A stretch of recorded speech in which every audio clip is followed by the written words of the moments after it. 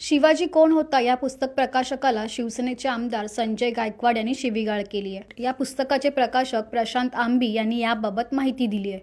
मध्यरात्री फोन करून धमकी आणि शिवीगाळ केल्याचं आंबी यांनी सांगितलं. गायकवाड यांनी हा त्यांचाच आवाज असल्याचं कबूल केलंय. 2017 पासून प्रशांत आंबी हे शिवाजी कोण होता या पुस्तकाचं प्रकाशन करतायत. या प्रकरणी कायदेशीर कारवाई करणार असल्याचं मेघा पानसरे यांनी स्पष्ट केलंय. काय सांगाल संजय गायकवाड तुम्हाला धमकी का दिली? काल रात्री 12:51 मध्यरात्री मला त्यांचा फोन आला होता. सुरुवातीला त्यांचं असं म्हणणं होतं की शिवाजी कोण होता हे जे पुस्तक आहे त्याच्यामध्ये तुम्ही शिवाजी महाराजांचा एकेरी उल्लेख केलेला आहे. त्यावेळेला मी त्यांना विनंती केली की तुम्ही अगोदर पुस्तक वाचा. पुस्तक वाचल्यानंतर तुम्हाला जो गैरसमज झालेला आहे तो निघून जाईल. तसेच शिवाजी महाराजांच्या नावातले जे जी आहे हे आदरार्थीच आहे, त्यामुळं अनादर करणं हा हेतू नाही आहे आणि एकेरी उल्लेख सुद्धा तो नाही आहे.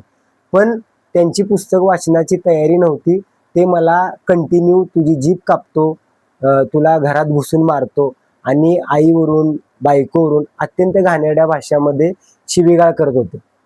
मी त्यांना सातत्यानं सांगायचा प्रयत्न करत होतो की तुम्ही अगोदर पुस्तक वाचा, पण ते सातत्यानं त्यांची काही ती तयारी दिसत नव्हती.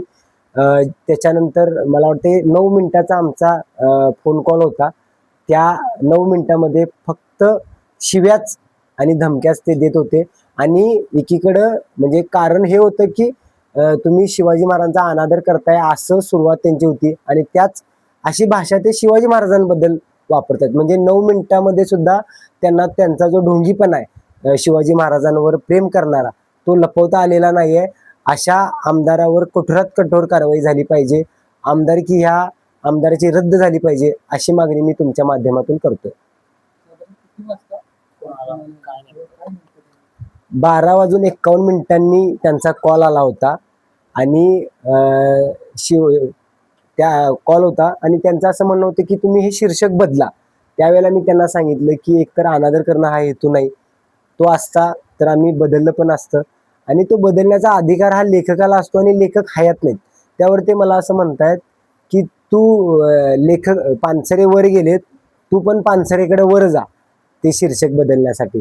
पानसरेंना ते म्हणतायत फोन कॉलमध्ये. म्हणजे महाराष्ट्राची ही संस्कृती आहे की आपण किमान मेलेल्या माणसाबद्दल तर अशा पद्धतीची भाषा वापरत नाही, पण त्यांना त्याची कोणतीही फिकीर नाही. आत्ता सुद्धा त्यांना कुठलाही पश्चाताप वाटत नाही. आत्ता सुद्धा ते म्हणतायत की त्याचं समर्थन करतायत आणि ते अभिमानानं छाती ठोकून सांगतायत की होय मीच फोन केला होता आणि हा माझाच आवाज आहे. आत्ता सुद्धा त्यांना काहीच वाटत नाही की एखाद्या महिलेला आपण अशा पद्धतीनं घाणेरडी भाषा वापरतोय. शिवाजी महाराज हे परस्त्रीला मातेसमान मानायचे आणि शिवाजी महाराजांचं नाव घेऊन हे महिलांचा अशा पद्धतीनं अपमान करतात. एकीकडे नारी शक्ती म्हणून हे बोलतायत आणि दुसरीकडं त्याच नारीचा अशा पद्धतीनं हे अपमान करतायत. ह्यांची खरं तर लायकी नाही शिवाजी महाराजांचं नाव घ्यायची. शिवाजी महाराज जर आज असते तर ह्यांना तोफेच्या तोंडी शिवाजी महाराजांनी दिलं असतं. आज आम्ही राजारामपुरी पोलीस स्टेशनमध्ये आमदार संजय गायकवाड यांच्यावर गुन्हा दाखल करणार आहोत. ते सत्ताधारी असल्यामुळे पुढची काही आपल्याला कल्पना नाही कितपत त्यांच्यावर कारवाई होईल, पण रस्त्यावरची लढाई आम्ही सातत्याने लढणार आहोत आणि एक दिवस ह्या देशातले लोक ह्या अशा सत्तेमध्ये माजलेल्या लोकप्रतिनिधींचा माज नक्की उतरवतील असं आम्हाला वाटतं. मुख्यमंत्र्यांकडे माझी प्रमुख मागणी ही आहे की तुम्ही कठोरात कठोर कारवाई ह्यांच्यावर करा आणि ह्यांची आमदारकी सुद्धा तुम्ही रद्द करा. ते तुमच्या आघाडीत जरी असले तरी त्याची कोणतीही तमा तुम्ही बाळगू नका. एकूणच गायकवाड यांचं वक्तव्य तुम्ही ऐकलं असेल. प्रशांत आंबे यांना तर त्यांनी धमकी दिलीच, मात्र गोविंद पानसरे यांच्या बाबतीत देखील अश्लील भाषा त्यांनी वापरल्याचं बघायला मिळते. आपत्तीजनक ती सगळी भाषा आहे.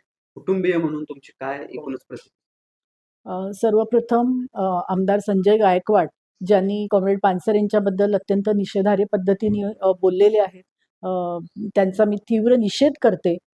ही अत्यंत संतापजनक गोष्ट आहे की एका ज्येष्ठ नेत्याबद्दल ज्यांनी महाराष्ट्राला शिवाजी कोण होता सारखं एक पुस्तक दिलं, ज्याच्यामधून शिवाजी महाराजांच्या बद्दलचं एक नवं आकलन दिलं, त्यांच्याबद्दल अशी भाषा वापरणं हे अत्यंत चुकीचे आणि त्याचा मी तीव्र निषेध करते.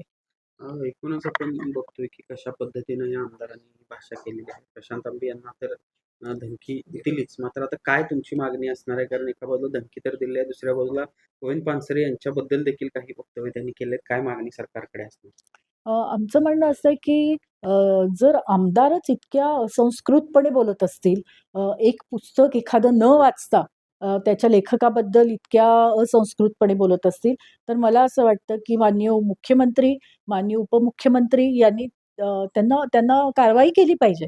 कारण या पद्धतीचं आज स्टेटमेंट दिलेलं आहे. उद्या अनेक महाराष्ट्रातले थोर समाजसुधारक लोकं होऊन गेले, ज्यांनी काही-काही अ, या विचारांच्या सरकारला न पचणारं काही-काही अनेक केलेलं आहे काम.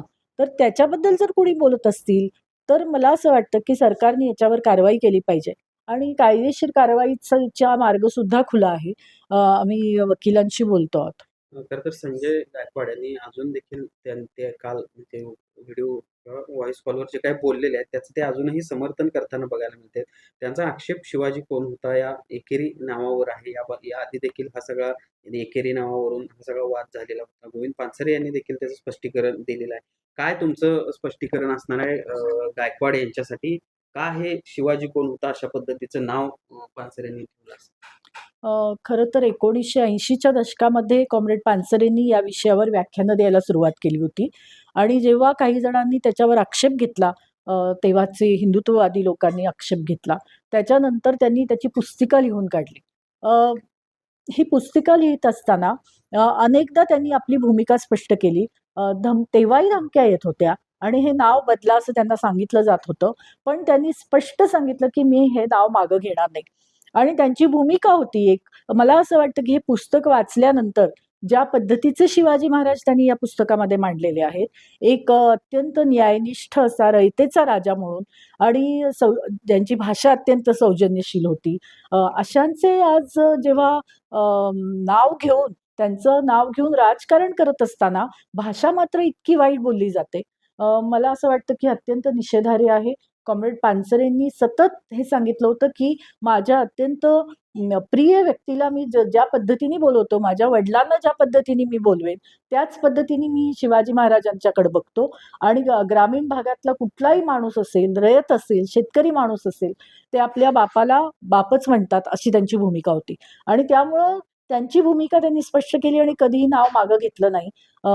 हे पुस्तक कायदेशीर आहे. त्याच्या लाखो प्रती महाराष्ट्रामध्ये खपतायत. लोक वाचतायत. लग्नासारख्या कार्यक्रमामध्ये हे पुस्तकाच्या हजारो प्रती वाटल्या जातायत.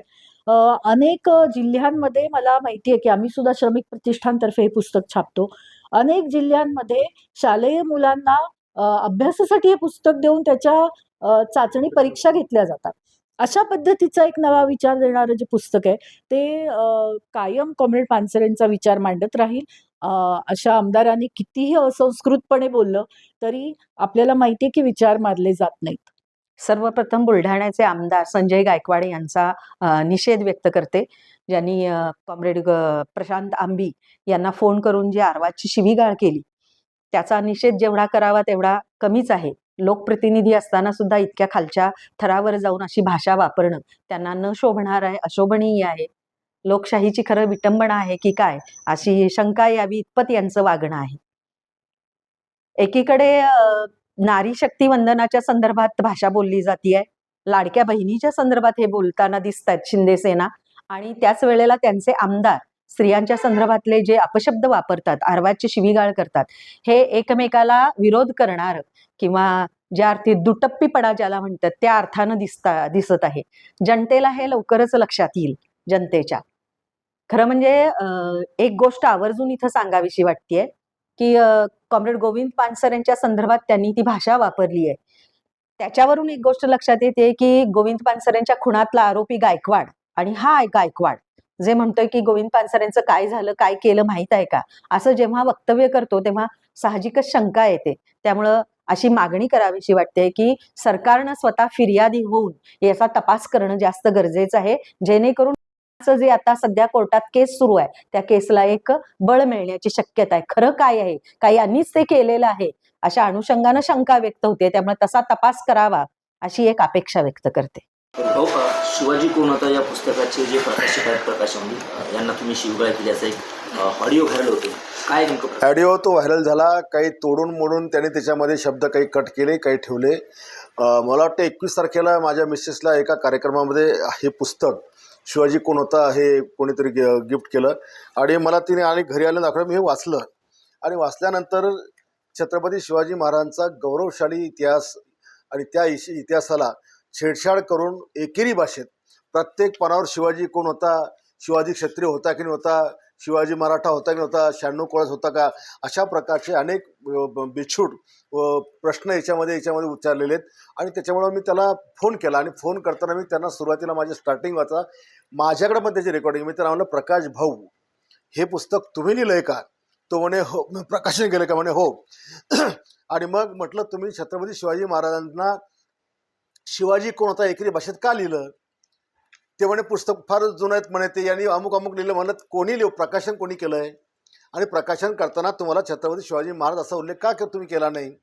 तर जी वारंवार छत्रपती शिवाजी महाराजांची महाराष्ट्रामध्ये विटंबना केली जाते, त्यांचा अपमान केला जातो, हे आपल्याला सहन होत नाही.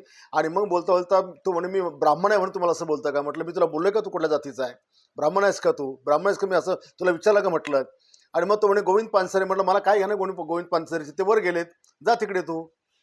तर हे या पद्धतीनं त्यांनी जी मुजुरी ठेवली, मी त्याला विचारत असताना तो जो सारखा मला डिचवत होता आणि त्याच्यामुळे त्याला मी शिव्या हासडल्या.